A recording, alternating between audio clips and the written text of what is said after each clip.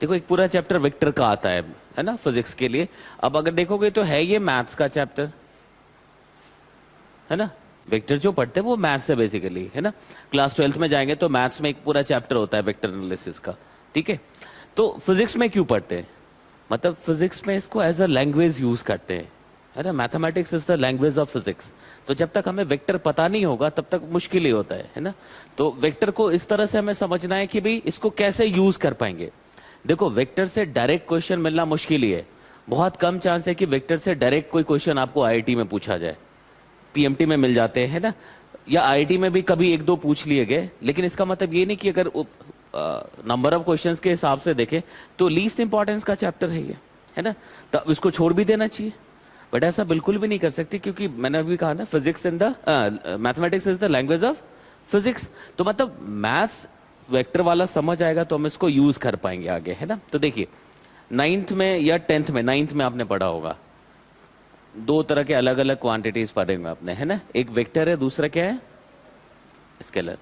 कौन सी क्लास में था, मेरे ख्याल से 9th में था, है ना। तो देखो अभी तक हमने जो पढ़ा हुआ है कि एक वेक्टर होता है, एक स्केलर होता है। कुछ एग्जांपल्स भी थे हमारे पास कि भाई वेक्टर के लिए हम लोग क्या लिखते थे, एग्जांपल के तौर पर डिस्प्लेसमेंट ले सकते हैं, है ना। स्केलर में क्या लिख सकते हैं, डिस्टेंस, वेरी गुड, डिस्टेंस लिखते थे। यहां तक समझ आ रहा है। तो भाई एक डिस्प्लेसमेंट हो गया और दूसरा क्या हो गया, डिस्टेंस हो गया, ठीक है। और दोनों को डिफरेंशिएट करने का हमारे पास जो एलिमेंट्री डेफिनेशन होता था वो ये होता था कि भाई vector has both magnitude as well as direction. इसमें डायरेक्शन भी होता है और मैग्नीट्यूड भी होता है, किसमें, वेक्टर के अंदर। और स्केलर में सिर्फ क्या होता है, ओनली मैग्नेट। एलिमेंट्री लेवल पे हम लोग ये लिखते हैं, ठीक है। अब हमारे को इस चीज में एक और चीज ऐड करना पड़ेगा। सिर्फ इतना कहना बहुत नहीं है कि यार एक क्वांटिटी है, it has magnitude as well as direction, तो इसको हम वेक्टर के उसमें डाल दे, कॉलम में। बात समझ आ रहा है। मतलब ऐसा भी हो सकता है कि कोई वैसी क्वांटिटी है जो जिसके पास मैग्नीट्यूड भी है, डायरेक्शन भी है, फिर भी वो स्केलर क्वांटिटी है। तो एक लेवल पे और हमें समझना पड़ेगा कि क्यों ये स्केलर क्यों हो गया। तो हमें वहां पे लॉ ऑफ वेक्टर एडिशन निकल के आएगा, जिसमें ट्रायंगल लॉ पढ़ेंगे, पैरेललोग्राम लॉ पढ़ेंगे, है ना। फिर रिजल्टेंट निकालने का तरीका पढ़ेंगे, है ना। तो अब देखिएगा इसमें मैं एक सिंपल एग्जांपल ले रहा हूं। 10th क्लास में था इलेक्ट्रिक करंट, याद है, अगर आपको सर्किट याद हो, ऐसा दिखता था कुछ, याद है, पॉजिटिव टू नेगेटिव, है ना। तो इस वायर में दो डायरेक्शन पॉसिबल था, या तो ऐसा हो सकता है या ऐसा हो सकता है। तो अभी जो हमने लिखा हुआ है करंट का डायरेक्शन, ये प्रॉपर डायरेक्शन क्लॉकवाइज शो कर रहा है।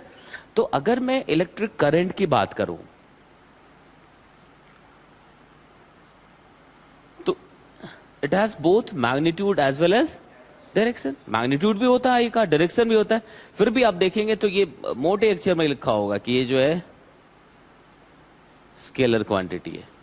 ये क्या है, स्केलर क्वांटिटी है। बात समझ आ रहा है। स्केलर क्वांटिटी क्यों है अब ये समझना पड़ेगा, वहीं से वेक्टर का एडिशन लॉ समझ आ जाएगा हमारे को, है ना। मैग्नीट्यूड होना चाहिए, डायरेक्शन होना चाहिए, तो एलिमेंट्री लेवल पे है ही कंपलसरी, ये दो चीज है। डायरेक्शन नहीं है तो वो वेक्टर हो ही नहीं सकता। इसके बाद एक और चीज है जो लॉ ऑफ वेक्टर एडिशन है।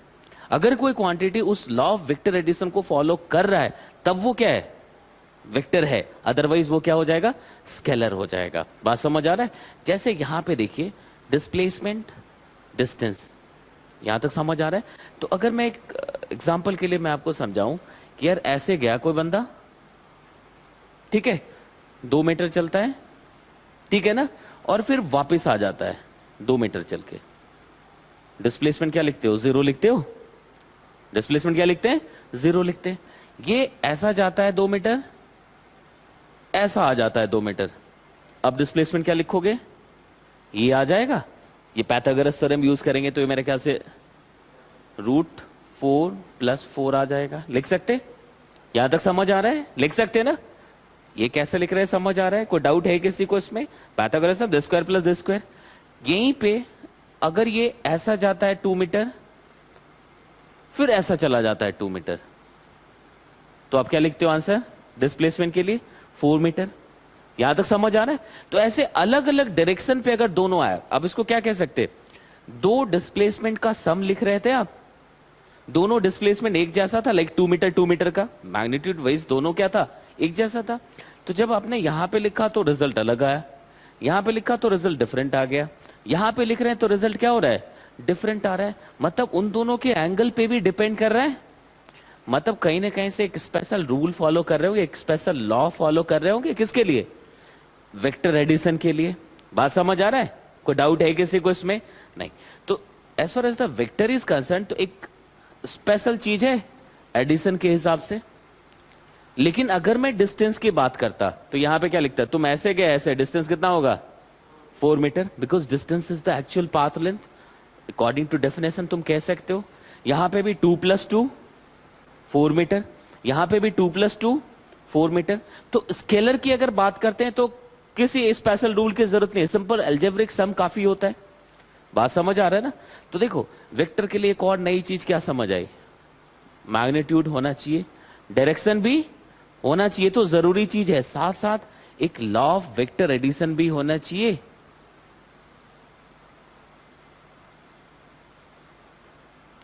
लॉ ऑफ वेक्टर एडिशन होना चाहिए, उसको ये करंट फॉलो नहीं करता, इसलिए हम लोग इसको स्केलर में रखते हैं। बात समझ आ रहा है।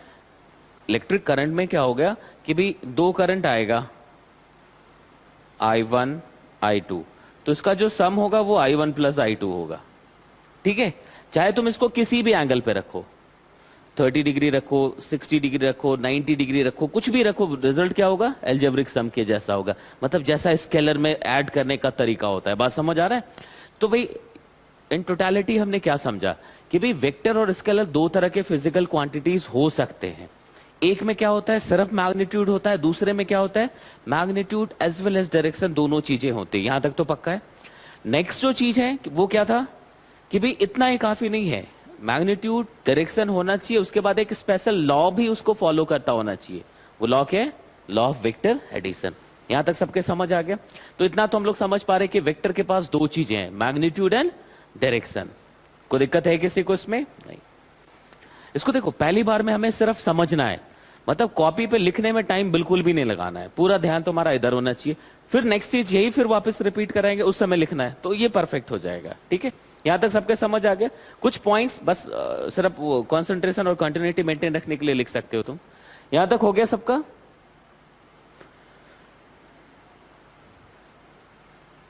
तो देखो दो चीजें निकल के आई, वेक्टर स्केलर, डायरेक्शन क्या है, मैग्नीट्यूड क्या है, लॉ क्या है, थोड़ा बहुत समझ आ रहा है।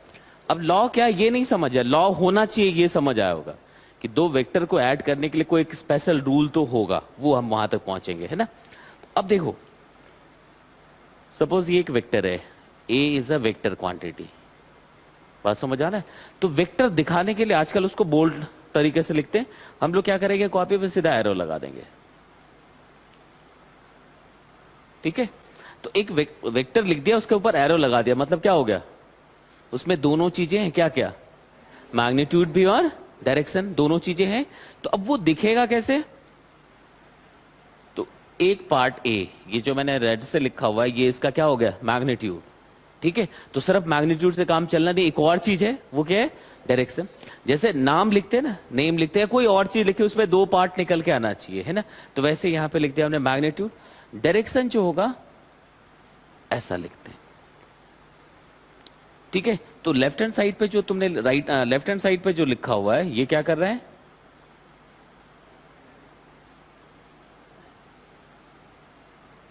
मैग्नीट्यूड शो कर रहा है, और राइट हैंड साइड पे जो है वो क्या कर रहा है, डायरेक्शन शो कर रहा है। यहां तक समझ आ रहा है। इसको ए कैप पढ़ेंगे, ए कैप ऊपर जो लगा उसको कैप पढ़ना चाहिए। यहां तक समझ आ रहा है। तो ये कंप्लीट वेक्टर है, magnitude of the same vector and it is the direction of the same vector. यहां तक समझ आ रहा है। तो मैग्नीट्यूड अपने आप में काफी, मतलब मैग्नीट्यूड लिखने से काम चल जाता है, उसका कोई और नया नाम देने की जरूरत नहीं होती है।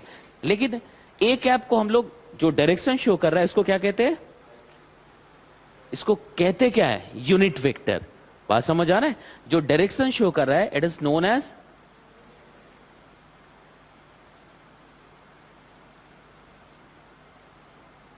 Unit vector.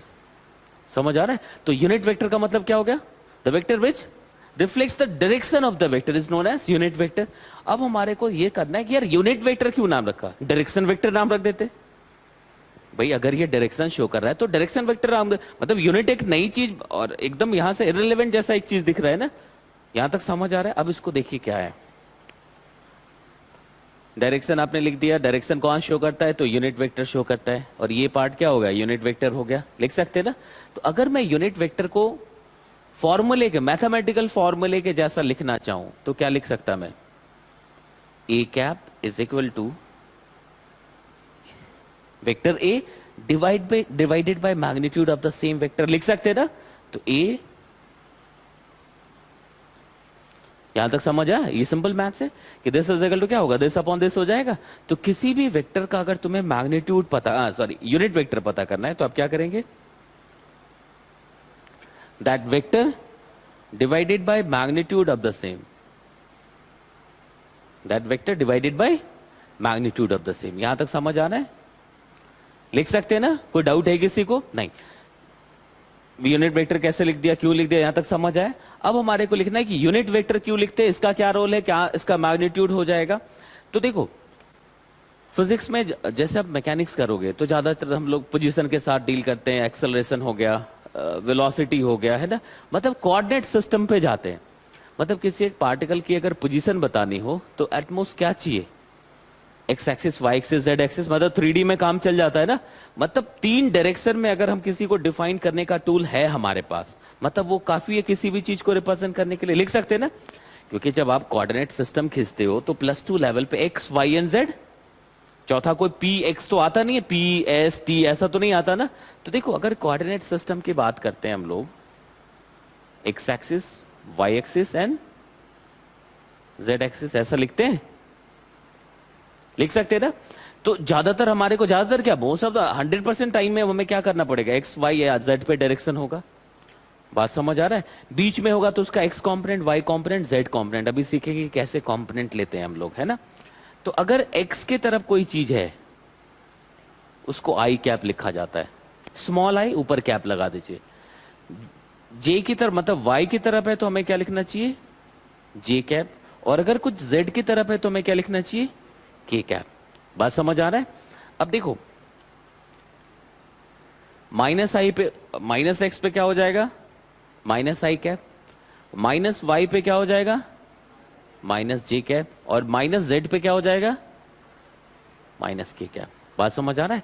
तो कोई भी एक चीज है जो एक्स एक्सिस पे है तो आई कैप लिखाना चाहिए, कोई चीज वाई एक्सिस पे तो जे कैप लिखना चाहिए, कोई भी एक चीज जेड एक्सिस पे तो के कैप लिखना चाहिए, कोई भी एक क्वांटिटी माइनस वाई पे, नेगेटिव वाई एक्सिस पे क्या लिखना चाहिए, माइनस जी।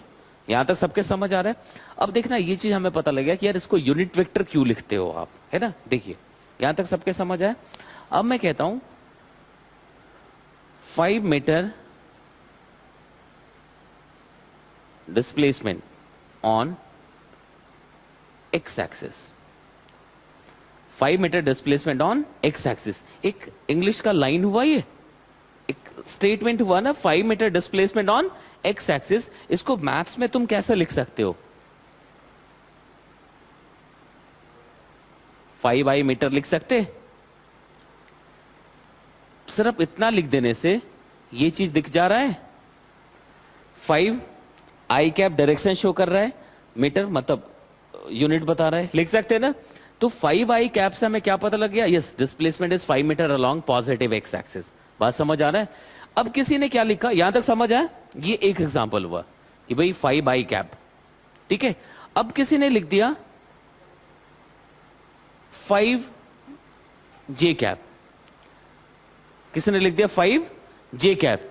आप कौन सी क्लास, 10th में, उधर चले जाओ। अगर हमने लिख दिया 5 जे, अगर हमने लिख दिया 5 जे, अब ये क्या शो करेगा,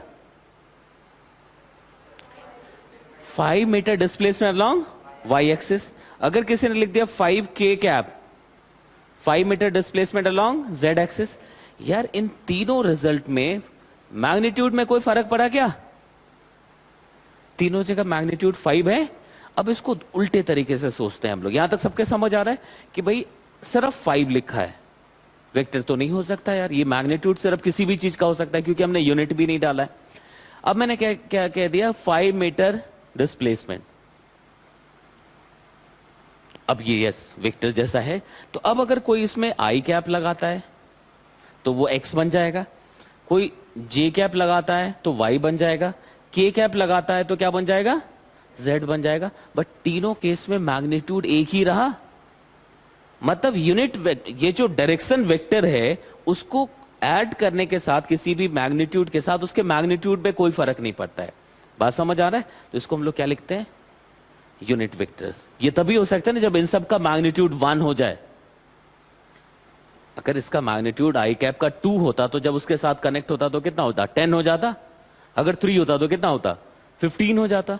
तो इसलिए हम लोग इन सबको क्या कहते हैं, यूनिट वेक्टर पढ़ते हैं। बात समझ आ रहा है? क्योंकि सबका मैग्नीट्यूड क्या हो जाएगा, 1। मतलब क्या कह सकते हैं आप,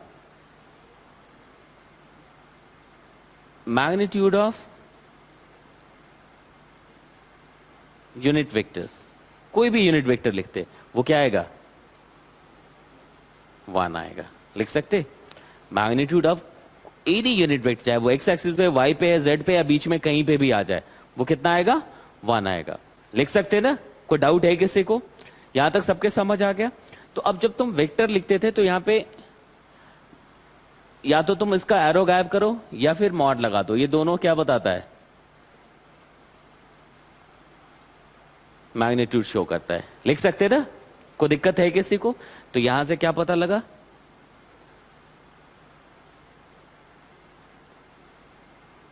ये सभी क्या होना चाहिए, 1 होना चाहिए। लिख सकते हैं ना? तो यूनिट वेक्टर का मैग्नीट्यूड ऑलवेज क्या आ जाएगा, 1 आ जाएगा। और किसी भी वेक्टर को कंप्लीट तरीके से दिखाना है तो क्या लिखते हैं, मैग्नीट्यूड साथ में यूनिट वेक्टर अटैच करते हैं उसके साथ। लिख सकते हैं ना? एक्स एक्सिस पे पॉजिटिव आई कैप, वाई एक्सिस पे जे कैप और जेड एक्सिस पे के कैप। यहां तक सबके समझ आ गया? गुड।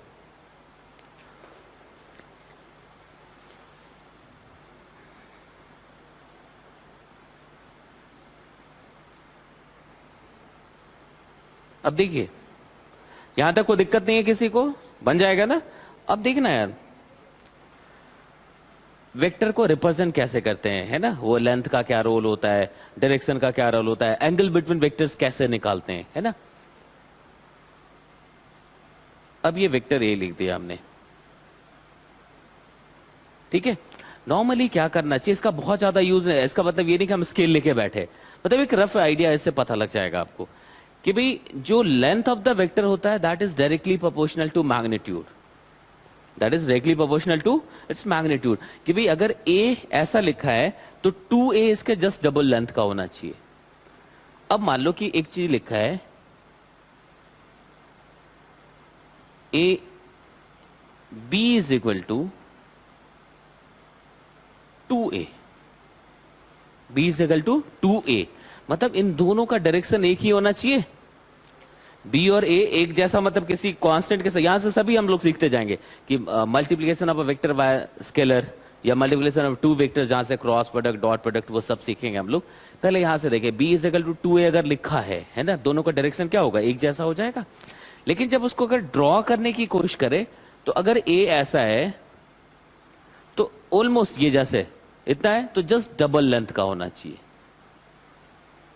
ये कहीं नहीं पूछा जाएगा कि आप ऐसा करो, मतलब यहां से ट्रायंगल लॉ जब लिखते हैं वहां से एक आइडिया समझ आएगा क्या होता है ना? अब देखिए तो ये वेक्टर क्या हो गया, b। अब देखो दोनों एक ही तरफ है क्योंकि दोनों का डायरेक्शन सेम था। लिख सकते ना? ये ऐसा क्यों लिख दिया, समझ आ रहा है? दोनों एक ही डायरेक्शन का है बट डबल मैग्नीट्यूड का, इसलिए ऐसा दिख गया। लिख सकते।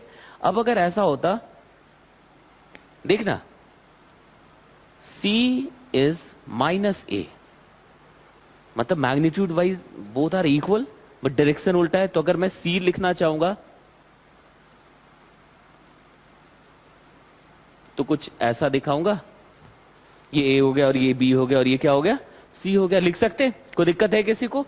अब अगर यहां पे मैं कहीं पे c एक ही लेंथ का ऐसा लिख दूं, ये गलत हो जाएगा क्योंकि डायरेक्शन अलग हो गया। बात समझ आ रहा है?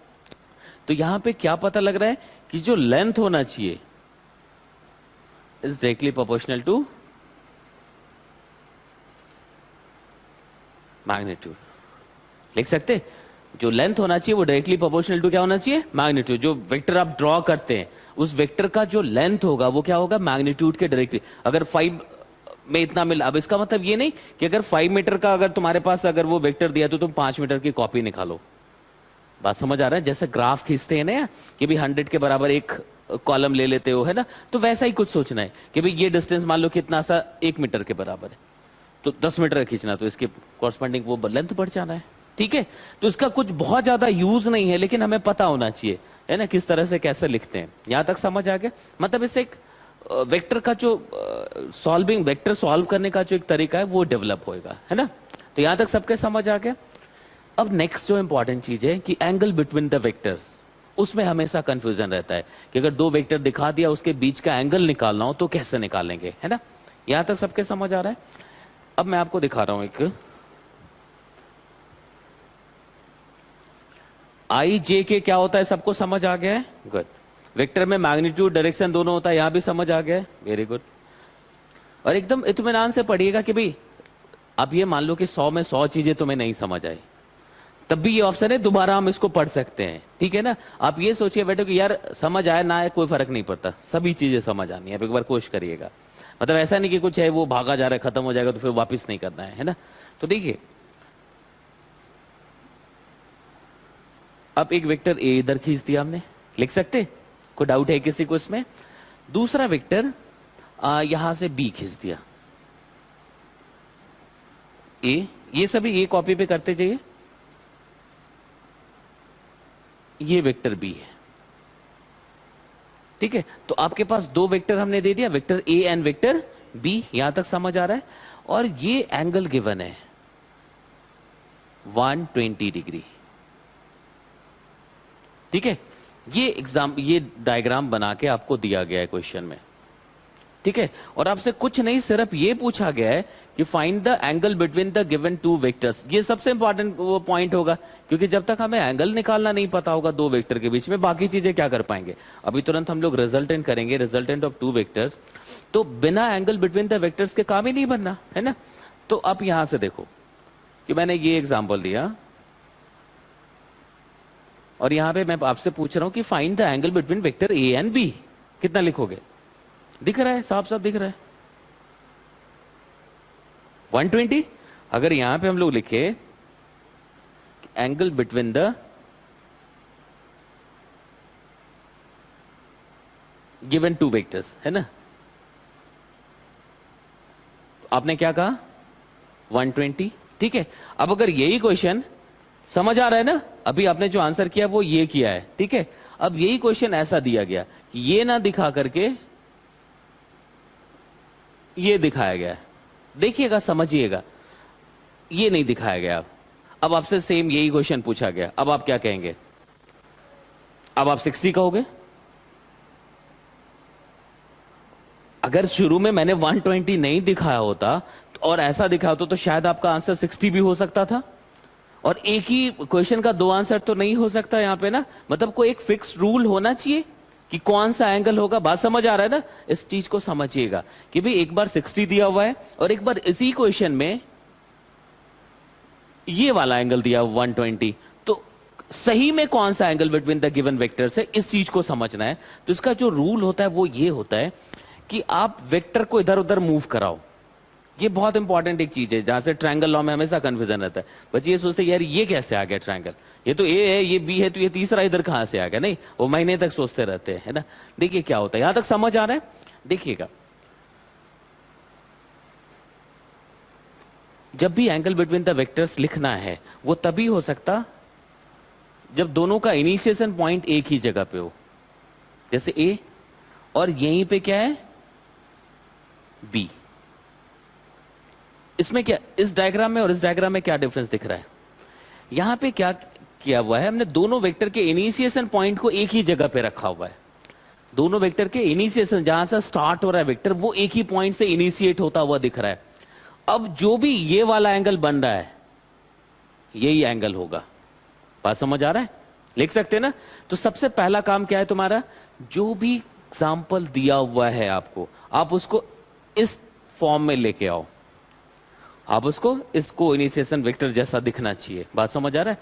तो आप कहोगे यार आपने क्वेश्चन ये दिया हुआ है कि एक वेक्टर तो आगे है, उसको पीछे कैसे कर ले अब। तो यही फ्रीडम आपके पास होता है स्पेस में। स्पेस इन द जो तुम्हारा कॉपी का पेपर है वो स्पेस कहा जाएगा।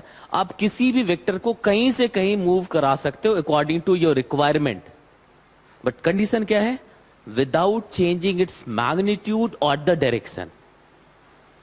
बात समझ आ रहा है, मतलब a vector can be transferred from one point to another point according to requirement without changing its magnitude or direction. यहां तक समझ आ रहा है। तो अब अगर यहां पे देखो हमें ऐसा बनाना है तो आप क्या करोगे, या तो ए को आगे स्लाइड करा दोगे। अगर मैं इस ए को आगे शिफ्ट कर दूंगा, ए यहां पे है, इसको मैंने यहां शिफ्ट कर दिया, ए के मैग्नीट्यूड में कोई चेंज आया क्या, नो। ए के डायरेक्शन में कोई चेंज आया क्या, नो। मतलब ऐसा कर सकते हैं, ए ऐसा है, इसको ऐसा नहीं कर सकते। बात समझ आ रहा है, मतलब इस डायग्राम को मैं ऐसा भी लिख दूं कोई फर्क नहीं पड़ता, बी यहां रख दूं और ए को उठा के यहां रख दूं, ए को खींच के इधर ले आया, डायरेक्शन चेंज नहीं किया ना, तो चल सकता है। तो हमें क्या करना है, ऐसा लाना है। तो बी को मैं क्या करूंगा, या तो इधर खिसका दूंगा या ए को आगे खिसका दूंगा। दोनों केस में ये ऐसा सीन बनेगा, मतलब ए को यहां से उठा के यहां कर दो, ऐसा कर सकते हो, या बी को उठा के यहां कर दो, लिख सकते हैं ना। अब ऐसा होने के बाद जो एंगल मिल रहा है that is the actual angle between the given vectors. बात समझ आ रहा है। तो अगर तुम ऐसा करोगे, अगर ये 120 गिवन है, ये नहीं दिख रहा होता, तब भी आपका आंसर क्या होगा, 60 आएगा। तब भी क्या आएगा, 60 आएगा। यहां तक सबके समझ आ रहा है, लिख सकते हैं ना। तो एंगल बिटवीन द वेक्टर्स कैसे निकालते हैं पता लग गया। अब कहीं पे भी जैसे मान लो आपको दे दिया ये वेक्टर ए, ठीक है, ये वेक्टर ए हो गया और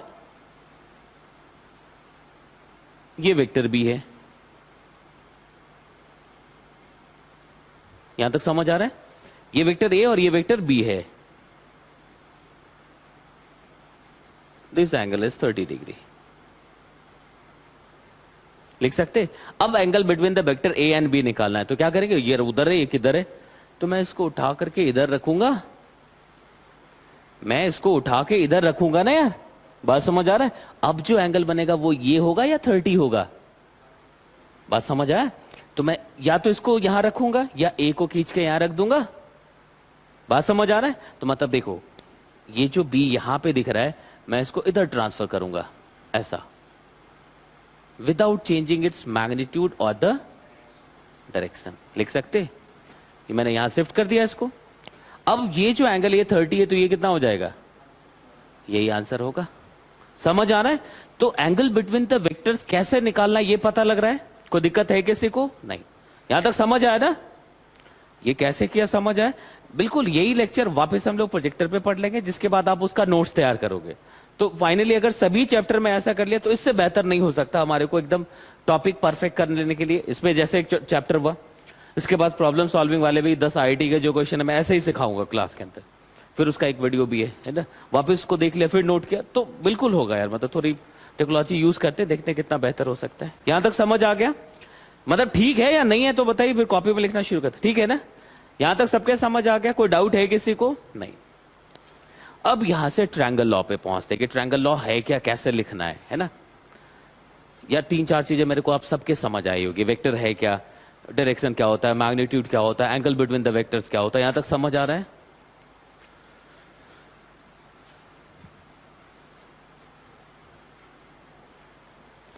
अब देखो, रिजल्टेंट ऑफ 2 वेक्टर्स है ना। रिजल्टेंट ऑफ 2 वेक्टर्स मतलब एक डिस्प्लेसमेंट, जैसा नहीं शुरू में बात करते 1 मीटर का हो गया, जो दूसरा डिस्प्लेसमेंट है वो 5 मीटर का हो गया, ठीक है। तो एक 1 है, दूसरा 5 है, रिजल्टेंट कुछ भी हो सकता है। मतलब मैक्सिमम 6 हो सकता, 6 से ज्यादा नहीं हो सकता। बात समझ आ रहा है ना। लेकिन उसके बीच में कुछ भी आ सकता है, डिपेंड करेगा उन दोनों के बीच के एंगल पे। ये बात समझ रहे हैं ना। ऐसा समझो, ये 2 मीटर, ये भी 2 मीटर है, ये 2 डिस्प्लेसमेंट है। तो इन 2 डिस्प्लेसमेंट का रिजल्टेंट देखो, ऐसा हो गया तो 4 हो जाएगा, नहीं ऐसा हो गया तो 0 हो जाएगा, ऐसा हो गया तो 2√2 जैसा आ जाएगा, जो भी आ रहा है लिख सकते ना।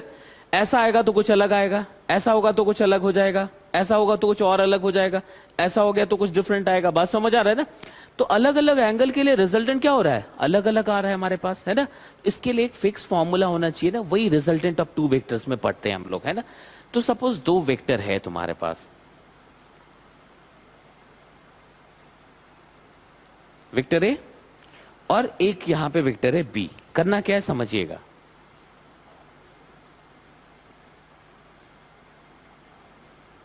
Vector A and vector B. अब resultant of vector A and B, मतलब इन दोनों का वेक्टर सम क्या होगा, उसको रिजल्टेंट कहते हैं। बात समझ आ रहा है? तो देखिए,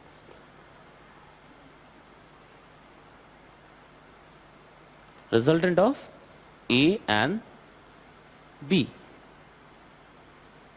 ठीक है, resultant of a and b. तो ये हमने जो एक स्टेटमेंट लिखा ना, resultant of a and b, फिर से उसको मैथ्स में लिखना है। मतलब देखो हम किस तरफ जा रहे हैं ये भी समझिएगा। हम लोग यहां से वैसे टूल्स निकाल रहे हैं जिसको हम फिजिक्स में यूज करेंगे, ठीक है ना। तो जैसे resultant of a and b, इसको आप ऐसा लिख सकते हैं,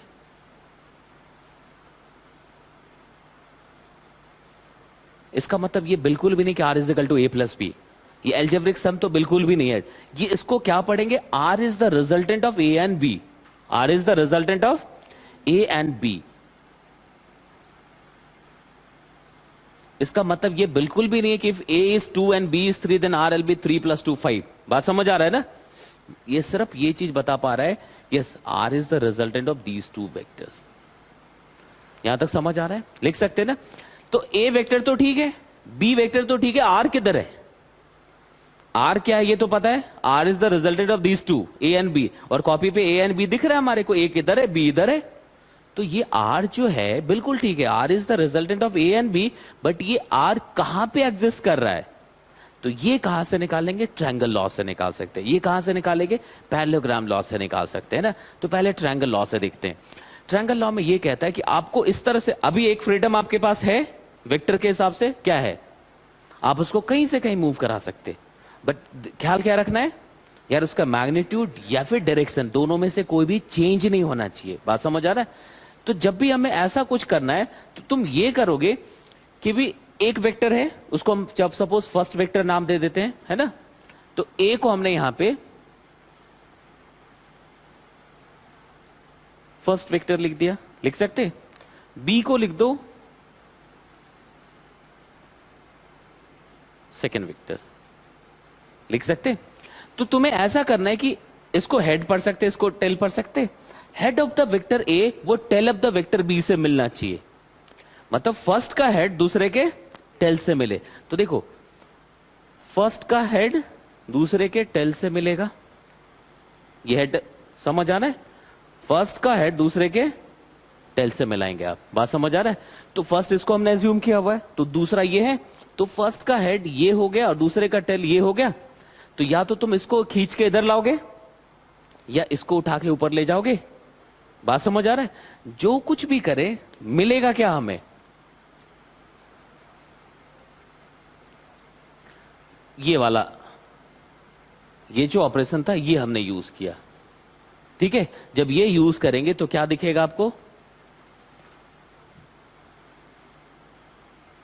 ए का मैग्नीट्यूड चेंज किया क्या हमने, बिल्कुल भी नहीं। बी का डायरेक्शन चेंज किया क्या, बिल्कुल भी नहीं। जैसा बी था वैसा ही है, सिर्फ ऊपर शिफ्ट कराया हमने, कर सकते ना। लेकिन क्या कर लिया, पहले के हेड को दूसरे के टेल से मिला दिया, कर सकते ना। जब ये ऑपरेशन कंप्लीट करते हो आप, यहां तक समझ आ रहा है, तब फर्स्ट का टेल और सेकंड का हेड, इसको ऐसा लिखिए। यहां तक समझ आ गया। ये जब तुमने कर लिया हुआ है, ये काम करने के बाद after completing this step, tail of first vector and head of second vector, ये जो कनेक्ट होगा, लिख सकते ना इसका, यहां से जो ये कनेक्शन होगा, बात समझ आ रहा है, यही रिजल्टेंट बनेगा। क्या वो समझ आया। फर्स्ट का हेड दूसरे के टेल से मिला, जब तुमने मिला दिया, अब फर्स्ट के टेल को दूसरे के हेड से मिला दो, एरो ऐसा रखो, वो कैसा होगा, ऐसा हो जाएगा। समझ आए। ये जो होगा ये ट्रायंगल कंप्लीट कर रहा होगा तुम्हारा, ये क्या कर रहा होगा, ट्रायंगल कंप्लीट कर रहा होगा, लिख सकते हैं ना, and this is known as resultant of these two, जिसको आप ट्रायंगल लॉ पे भी उठा सकते हैं, लिख सकते हैं ना। कोई डाउट है किसी को? रूल क्या है समझ आ रहा है? फर्स्ट का हेड दूसरे के टेल से मिला दीजिए, पहला स्टेप कंप्लीट कर लिया। ऐसा करने के बाद, ऐसा जब तुमने कर लिया, फर्स्ट के टेल को दूसरे के हेड से मिलाओ, फर्स्ट के टेल को दूसरे के हेड से मिलाओ। अगर जब ऐसा करोगे तो एक स्ट्रेट वेक्टर बनेगा, वो स्ट्रेट लाइन से खींचोगे, अब देखोगे वो एक ट्रायंगल कंप्लीट कर रहा होगा। जो दो गिवन वेक्टर है उसमें से ये तीसरा मिलकर के ट्रायंगल कंप्लीट कर रहा होगा, और ये थर्ड लाइन जो है, third side of the triangle will be the resultant of given two vectors. यहां समझ आ रहा है? और यहां से हम लोग क्लियरली लिख सकते हैं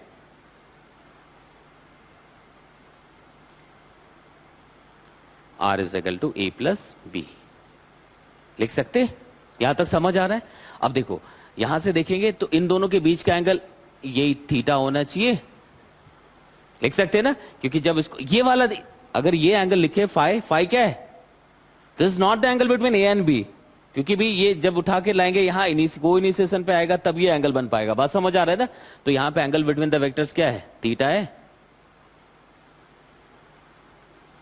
angle between a and b, यहां तक समझ आया? लिख सकते हैं ना? कुछ छोटे पॉइंट्स नोट करना है तो करिए, अब एक बार और रिपीट करना ठीक है ना, उस समय नोट करिएगा। यहां तक समझ आ रहा है? ये क्यों लिख लिया पता लगा, but what is phi here? ये डायरेक्शन ऑफ रिजल्टेंट होगा। फाई क्या हो गया? Angle between a and resultant, लिख सकते, क्योंकि इन दोनों के लिए कॉमन पॉइंट है, यहीं से ये दो वेक्टर, आर भी एक नया वेक्टर है ना, which is the resultant of a and b. तो ये एक ही पॉइंट से ये दोनों इनिशिएट हो रहा है, a as well as r. तो ये जो एंगल बना, this is the angle between a and resultant of a and b. यहां तक समझ आ रहा है? देखो अप्रोच सही रहेगा तो जितने क्वेश्चन है वो क्वेश्चन भी कर पाएंगे हम लोग, और इसको कहीं यूज भी कर पाएंगे, है ना? तो यहां तक सबके समझ आ गया? कोई डाउट है किसी को? नहीं। अब थर्ड पॉइंट वो क्या निकालना है कि भी अगर ए का मैग्नीट्यूड पता हो, बी का मैग्नीट्यूड पता हो, दोनों के बीच का एंगल पता हो, तो रिजल्टेंट का मैग्नीट्यूड क्या हो जाएगा। ठीक है, यहां तक सबके समझ आ गया? ये समझ आया ना? फर्स्ट का हेड दूसरे के टेल से मिलेगा, ऐसा करने के बाद फर्स्ट के टेल को दूसरे के हेड से स्ट्रेट लाइन से कनेक्ट करोगे, ट्रायंगल कंप्लीट कर रहा होगा, तो फाइनली क्या हो जाएगा? रिजल्टेंट बन जाएगा। हाँ, कुछ डाउट है तो बताइएगा। अनुश्री कुछ डाउट है? नहीं, यहां तक समझ आया? अब देखो, अगर यहां पे दे दिया हमने magnitude of vector a is a, mod लगा दिया, मतलब ये क्या शो कर रहा है? Magnitude of vector a. B लिख दिया, ये क्या हो गया? Magnitude of vector b. R लिख दिया, this the magnitude of resultant of a and b, लिख सकते। और यहां गिवन है theta is the angle between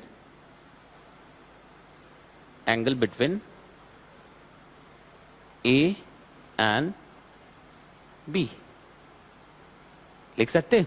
अब एकदम शुरू में जैसा मैंने कहा कि लेंथ ऑफ द वेक्टर जो होता है is directly proportional to magnitude of the same, लिख सकते हैं ना? तो अगर मैं लेंथ निकाल पाऊंगा आर का, वही क्या होगा? मैग्नीट्यूड ऑफ आर हो जाएगा, लिख सकते हैं ना? अब उस कॉन्सेप्ट को यूज करना और ये डायग्राम वापस हमें बना देना है। यहां तक समझ आया? ये पूरे वेक्टर फॉर्म में जो डायग्राम बना था, अब अगर मैं उस हिसाब से डायग्राम बनाऊंगा, इसको ए लेंथ लिख दूंगा, ये जो पहला वेक्टर था वो ए लेंथ का हो गया, दूसरा वेक्टर बी लेंथ का हो गया, तो ये जो तीसरा बनेगा ये आर लेंथ का होना चाहिए। बात समझ आ रहा है? तो आर क्या हो गया? रिजल्टेंट ऑफ दीज टू, मतलब r is the magnitude of vector r, लिख सकते हैं ना? R is equal to a plus b है क्या? नो। बात समझ आ रहा है? लिख सकते हैं ना? अब यही चीज, ये क्या था? वेक्टर ए का मैग्नीट्यूड था, ये वेक्टर बी क्या था? वेक्टर बी का मैग्नीट्यूड, और ये वेक्टर आर, लिख सकते। तो अब इसको मैं डिस्टेंस के तौर पे लिख सकता, मतलब एक ये प्योर ज्योमेट्री में जो ट्रायंगल बनाते वो ट्रायंगल जैसा बन गया। समझ आ रहा है क्यों ऐसा बना है? वेक्टर था, वेक्टर से यहां क्यों शिफ्ट हो गया, समझ आ रहा है ना? क्योंकि हमने एक थ्योरी पढ़ी थी कि जो लेंथ ऑफ द वेक्टर है वो डायरेक्टली प्रोपोर्शनल टू मैग्नीट्यूड होता है ना? तो ए और बी के कॉरस्पॉन्डिंग जो आर आएगा, डेफिनेटली वो मैग्नीट्यूड ऑफ रिजल्टेंट आ जाएगा, लिख सकते हैं ना? आपको क्या करना है? पाइथागोरस थ्योरम यूज करना है। ट्रायंगल कंप्लीट कर दिया, कर सकते? पी क्यू, या इसको ऐसा लिख लो, एस पी क्यू, एक ट्रायंगल बन गया। एस पी क्यू एक ट्रायंगल बन गया, इसको कुछ ओ दे दो, लिख सकते हैं ना। तो अब यहां पे देखो, angle between a and b अगर थीटा गिवन है तो ये थीटा कौन सा होना चाहिए? ये नो, समझ आ रहा है ना? ये क्या होगा? एंगल बिटवीन आर एंड ए, अगर थीटा, ये अब सबको पता लग गया होगा, यही थीटा क्यों होना चाहिए, लिख सकते। अब मैं अगर इस ट्रायंगल को बाहर देखना चाहूंगा, इस ट्रायंगल, कौन से ट्रायंगल को? Q o p. अगर क्यू ओ पी पे हम लोग आते हैं, ठीक है, तो क्यू ओ पी में क्या हो जाएगा? Sine theta is equal to p q upon, लिख सकते हैं ना, sine theta is equal to this upon this, तो पी क्यू अपॉन सीधे सीधे ओ क्यू लिख सकते हैं। O q, q p q upon o q लिख सकते हैं ना। तो यहां से पी क्यू जो है, पी क्यू कितना आ जाएगा? ओ क्यू इज बी ना, ये बी है, बी साइन थीटा आ जाएगा, लिख सकते हैं। बी साइन थीटा क्यों आ गया, समझ आ रहा है? यहीं से कॉस थीटा को क्या लिखेंगे आप? OP upon again o q, लिख सकते। तो यहां से क्या गया? ओपी कितना आ जाएगा? बी, बहुत बढ़िया, यहां तक सबके समझ आ गया। ये क्यों लिखा पता लग रहा है? लिख सकते हैं ना, OP is equal to b cos theta, ये बन जाएगा। अब ऐसा करने के बाद अब हम लोग फाइनली किस ट्रायंगल पे आते हैं? ये सबके समझ आ गया होगा, ये कैसे लिख रहे हैं?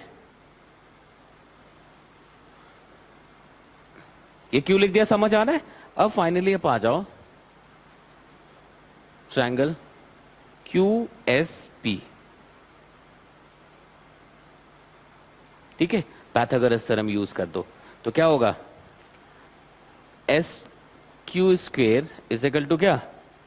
Q P square plus S P square, H square is equal to P square plus B square, ऐसा लिख सकते हैं ना, लिख सकते हैं। R square, S Q is R, Q P मतलब क्या हो गया? B sine theta, B sine theta का स्क्वायर लिख सकते। अब देखो बी क्यू, अब उसके बाद क्या आ जाएगा? एस पी को क्या दिस प्लस दिस लिख सकते। यहां से यहां तक ए है और ये क्या है? बी कॉस थीटा, तो आप क्या लिखोगे? ए प्लस, लिख सकते, लिख सकते हैं ना। अब इसको अगर हम लोग सॉल्व करते हैं तो क्या आ जाएगा? R square equals to B square sine square theta plus B square cos square theta, A square plus B square, समझ आ रहा है ना? A square plus 2ab cos theta लिख सकते। यहां तक समझ आ रहा है? इन दो में से बी स्क्वायर अगर कॉमन ले लेंगे क्या बचेगा? Sine square theta plus cos square theta, और sine square theta plus cos square theta क्या होता है? प्लस 1 होता है, लिख सकते हैं ना। तो फाइनल रिजल्ट क्या है? R is equal to root a square, ये वाला, प्लस इन दोनों को मिला के क्या मिल गया आपको? बी स्क्वायर प्लस 2ab, ये रिजल्टेंट का फॉर्मूला हुआ यार। रिजल्टेंट ऑफ टू वेक्टर्स अगर लिखना हो तो लिख सकते। यहां तक समझ आ रहा है?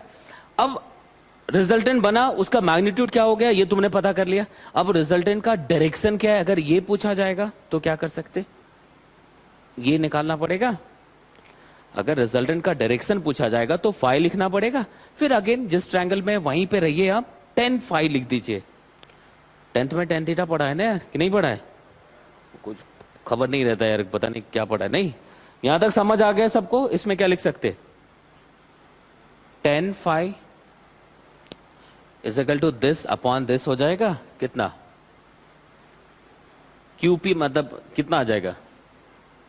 B sine theta upon a plus b, लिख सकते। तो tan फाई आ गया, मतलब फाई निकल आएगा। ठीक है, ये 10th में इसके बाद जो लिख रहे हैं वो स्टेप नहीं करते। यहां पे ऐसा लिखने के बाद आप ऐसा लिख सकते हो कि then phi is equal to, ये इस तरफ 10 इनवर्स हो जाएगा, इसको ऐसा पढ़ते हैं, ये मैथ्स में हम लोग पढ़ेंगे। 5 अगर लिखना हो तो 10 inverse b sin theta upon a plus b cos theta. लिख सकते हैं?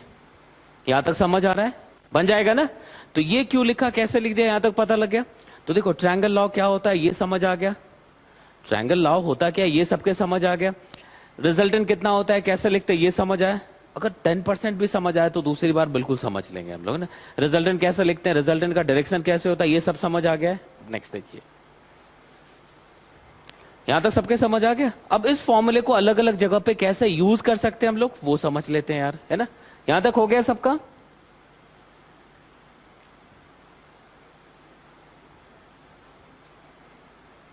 एक क्लास और इसमें बैठेंगे, वो सब कुछ नोट कर लेंगे हम लोग, है ना। यहां तक हो गया है ना सबका? गुड। और आप लोग भी आ ही जाइएगा जिन्होंने पहले कर लिया है।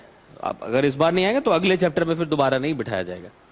कई लोग ऐसा सोचते हैं यार पहले कॉपी पे लिखा हुआ दोबारा करने की जरूरत क्या है, बट वर्क पावर एनर्जी तो नहीं किया है ना, लॉज ऑफ मोशन तो नहीं किया है ना, तो अगर इस बार नहीं आया तो अगली बार भी नहीं बिठाया जाएगा। यहां तक समझ आ गया है सबको? ठीक है ना।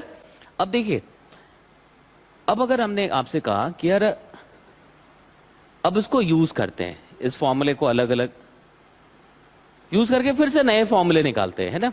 कि भाई ऐसा लिख दिया हमने, वेक्टर ए इज, यहां तक की कहानी खत्म है, समझ आ गया ना रिजल्टेंट कैसा लिखते हैं।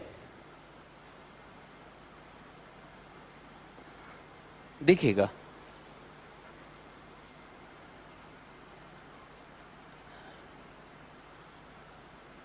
वाई जी, ठीक है। इसको समझना है एक बार कि भाई एक वेक्टर दे दिया हमने A is X I cap plus Y J cap, मतलब ये कौन सा वेक्टर है यार,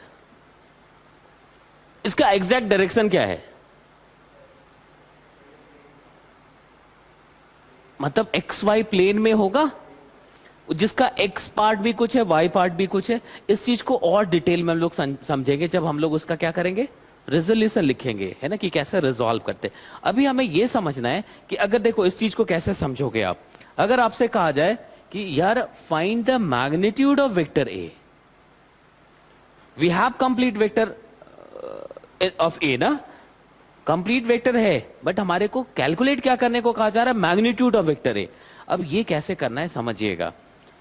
अब देखो यहां पे यार मैं इसको कुछ मतलब डिटेल में लिख रहा हूं, उसकी कहीं पे कोई जरूरत बाद में नहीं आने, बट अभी समझना है इसलिए मैं ऐसा कर रहा हूं कि यार मैंने इसको एक नया वेक्टर बी एज्यूम कर लिया, कर सकते क्या, इसको एक नया वेक्टर सी एज्यूम कर लिया, कर सकते क्या, लिख सकते ना।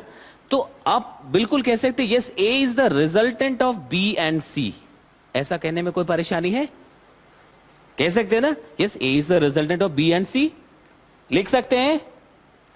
What is the magnitude of B, X, what is the magnitude of B, X, what is the magnitude of C, लिख सकते। What is the angle between B and C, 90 degree, लिख सकते। बिकॉज एक एक्स एक्सिस पे देखो, अगर मैं यहां पे डायरेक्शन लिखने की कोशिश करूंगा, आई कैप क्या बताया था मैंने, आई कैप क्या बताया था, एक्स एक्सिस पे,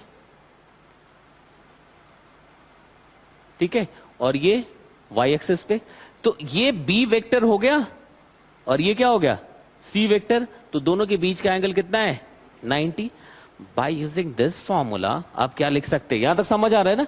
तो जो मैग्नीट्यूड ऑफ ए होगा भाई, मतलब मैग्नीट्यूड ऑफ आर पूछ रहा है, A square plus B square, confuse नहीं कर रहे ना ए बी में, आप सिंबॉलिक तरीके से उसको उठाइएगा इधर, मतलब this square plus the magnitude of this square plus magnitude of this square. B का मैग्नीट्यूड कितना है यार, एक्स स्क्वायर, सी का मैग्नीट्यूड कितना है, Y, Y square, plus 2ab मतलब x c x y cos 90, because the angle between these two is 90, लिख सकते।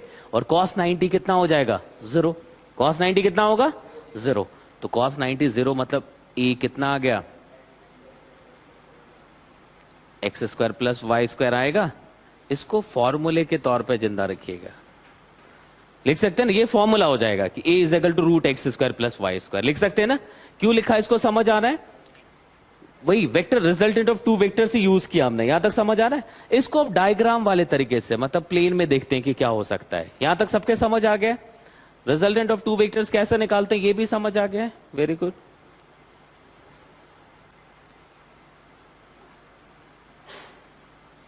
कौन है यार? यहां तक हो गया। अब देखो इसको अगर मैं इस तरह से दिखाने की कोशिश करूंगा, यही एग्जांपल लिख सकते हैं। तो देखो ए वेक्टर बीच में कहीं दिखाओगे तुम, ए वेक्टर कहीं बीच में दिखाओगे, ये इसका एक्स कंपोनेंट है, एक्स कंपोनेंट वो आई पे था, लिख सकते। और इसी का ये क्या है, वाई पे, तो ये इसका क्या हो गया, जे कंपोनेंट, लिख सकते हैं ना, लिख सकते हैं। तो ये एक्स ये वाई ये तुम्हारा मेन वेक्टर है। बात समझ आ रहा है? तो अगर इसका लेंथ लिखने की कोशिश करोगे तो दे स्क्वायर प्लस दे स्क्वायर आएगा। तो देखो पाइथागोरस थ्योरम यूज भी करें तो भी वही चीज आ रहा है। मतलब सब एक दूसरे से कनेक्टेड था, समझने की जरूरत है। एक बार समझ आ जाए तो ये जो पूरी 1 घंटे की जो लेक्चर है ना वो 10-15 मिनट की चीज है, बट एक बार समझना पड़ेगा। अब थोड़ी क्लैरिटी तो जरूर आई होगी यार, है ना? यहां तक समझ आ गया। अब अगर आपसे कोई कह दे कि यार रिजल्टेंट किधर बन रहा है, ए कहां पे है, तो फाई निकाल सकते हैं। आप तुरंत इस ट्रायंगल में जाओगे, tan फाई कितना आ जाएगा, y अपॉन x, लिख सकते। In this triangle tan phi is equal to this upon this, लिख सकते ना, tan इनवर्स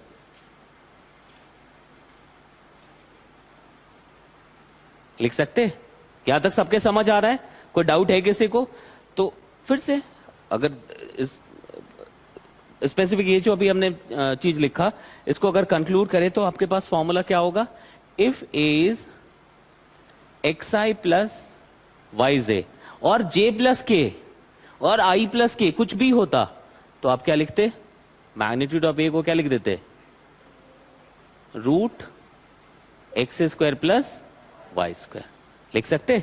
तो सिमिलरली अगर ये तीनों कंपोनेंट्स अवेलेबल होते हैं हमारे पास, x I plus Y J plus Z के, अगर तीनों ही कंपोनेंट्स अवेलेबल हैं तो क्या लिखोगे, 2 का रिजल्टेंट इतना आ जाएगा, फिर तीसरे के साथ लिखेंगे, फिर उस 90 पे स्क्वायर जाएगा।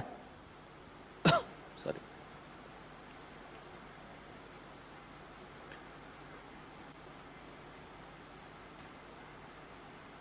ये फिर से 2 फॉर्मूला लिख सकते। ये कैसे रिजल्टेंट लिखा, रिजल्टेंट का डायरेक्शन लिखा, ये सब कुछ कैसे लिखा समझ आ रहा है? तो फॉर्मूले के नाम पे 3 चीजें हमारे पास हैं। Unit vector is equal to complete vector divided by magnitude of the same vector, ये फॉर्मूला समझ आ गया। दूसरा ट्रायंगल लॉ, ये सब अप्रोच था। ट्रायंगल लॉ कैसे इसका हेड को दूसरे के टेल से मिलाना है, पहले का टेल दूसरे के हेड से मिलकर रिजल्टेंट दे देगा, ये सब पता लग गया। फिर फॉर्मूले की बात करें, resultant of two vectors root a square plus B square plus 2ab cos theta, angle निकालना है tan inverse b sin theta upon a plus b cos theta, लिख सकते हैं ना? यहां तक समझ आ रहा है? इससे यहां पे पहुंच गए, यहां तक समझ आ रहा है? अब यहीं से पता लगेगा दो एक ही डायरेक्शन की चीज हो, ये आप खुद से निकालेंगे तो थीटा 0 हो जाएगा यार। ए और बी दोनों एक ही लाइन पे है तो थीटा क्या हो जाएगा, 0। थीटा 0 होने का मतलब cos 0 क्या होता है, 1। तो ये a प्लस बी का होल स्क्वायर बचेगा, मतलब रिजल्टेंट a प्लस बी हो गया। ये हम करते हैं, 2 वेक्टर अगर एक ही लाइन पे तो रिजल्टेंट कितना होगा, a प्लस बी। यहां तक समझ आ गया सबको? कोई डाउट है किसी को इसमें? नहीं। यहां तक समझ आ गया? तो यार इन दो का रिजल्टेंट, अगर मैं एक्स वाई की बात करता हूं, resultant x square plus Y square होता, तीसरा जेड यहां पे होगा, ये एक्स है वाई है जेड, तो एक्स और वाई का रिजल्टेंट कितना, root x square plus Y square, और तीसरा क्या है, जेड। तो यार अब इन दोनों का रिजल्टेंट कितना होगा, this square plus this square का रूट होगा। अरे समझ आया? अब तीसरे का जब रिजल्टेंट लिखेंगे तो तीसरा जेड यहां पे है, इन दो के बदले हमने ये लिख दिया हुआ है, थर्ड क्या है, z। अब इन दोनों का रिजल्टेंट लिखना है ना, तो angle between these two is again 90 degree, क्योंकि ये तो एक्स पाई प्लेन में आ गया ना। अब जब तुम रिजल्टेंट निकालोगे तो क्या हो जाएगा, root this square plus Z square, तो root x square plus Y square का स्क्वायर प्लस जेड स्क्वायर लिखेंगे। भूत कितना आया, अब तो पता लगेगा, अब तो वो 5वीं कक्षा बोलो वो भी पढ़ देगा रूट एक्स। ये तो दिमाग का कल भी लगाओ यार। यहां तक समझ आया? कैसे लिखा पता लगा? दो का रिजल्टेंट पहले लिखा, दो का रिजल्टेंट एक्स वाई प्लेन में है, तीसरा इधर है, अगेन एंगल कितना होगा 90 डिग्री। कर सकते हैं यहां तक, सबके समझ आ गया।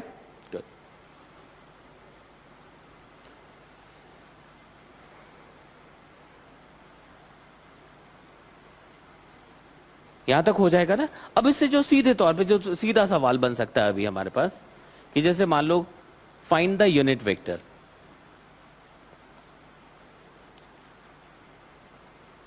find the unit vector in the direction of A, in the direction of A। अब हमने A लिख दिया 2i plus 3j 4i plus 2j plus 3k i plus J minus के लिख सकते। अब अगर यूनिट वेक्टर निकालना है, फॉर्मूला क्या है, unit vector is equal to complete vector divided by magnitude, लिख सकते हैं ना।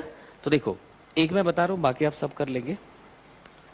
सबसे पहला फॉर्मूला आपने लिखा है, unit vector is equal to complete vector upon magnitude of the same, लिख सकते। तो मैं अगर फर्स्ट क्वेश्चन करने की कोशिश कर रहा हूं तो कंप्लीट वेक्टर क्या आ जाएगा 2i plus 3j upon magnitude, magnitude कितना होगा 2 स्क्वायर प्लस 3 स्क्वायर, लिख सकते हैं ना, 4 प्लस 9 रूट 13 हो जाएगा। तो कितना आएगा 2 upon root 13 I cap plus 3 upon root 13, answer आ जाएगा। यार यही आंसर हुआ, कैसे लिखा समझ आ रहा है। एक फॉर्मूला पहला, सबसे पहला फॉर्मूला, और एक ये वाला फॉर्मूला यूज किया हमने, लिख सकते, लिख सकते हैं ना। अब अगर इसको लिखना हो, अब सीधे लिख सकते A cap is equal to I plus J minus K upon root 1, कुछ नहीं है इसके साथ 1 है ना, तो रूट 1 प्लस 1 प्लस 1 लिख सकते। इसको आप ऐसा लिख सकते 1 अपॉन रूट 3 आई कैप 1 अपॉन रूट 3 जे कैप माइनस 1 अपॉन रूट 3 के कैप, लिख सकते। समझ आ रहा है। सबसे अच्छी बात, अब इसका रिजल्टेंट निकालो, कोई 1 आएगा, क्योंकि ये अब यूनिट वेक्टर है। अब देखिएगा अगर मैं यहां से इसका रिजल्टेंट लिखूंगा, देखना, तो this square plus this square होगा, बिकॉज इन दोनों के बीच का एंगल 90 है। तो क्या लिखेंगे आप, root 4 upon 13 plus 9 upon 13, add करोगे क्या आएगा 1 आएगा। तो यूनिट वेक्टर का रिजल्ट मतलब मैग्नीट्यूड ऑलवेज क्या आना चाहिए 1 आना चाहिए। यहां तक सबके समझ आ गया। आखिरी में क्या कर सकते हैं, मतलब रिजल्टेंट को अगर खत्म करना है, कि अब अगर मान लो दो वेक्टर एक ही डायरेक्शन में 90 पे है, तो समझ आ गया वेक्टर ए, ठीक है,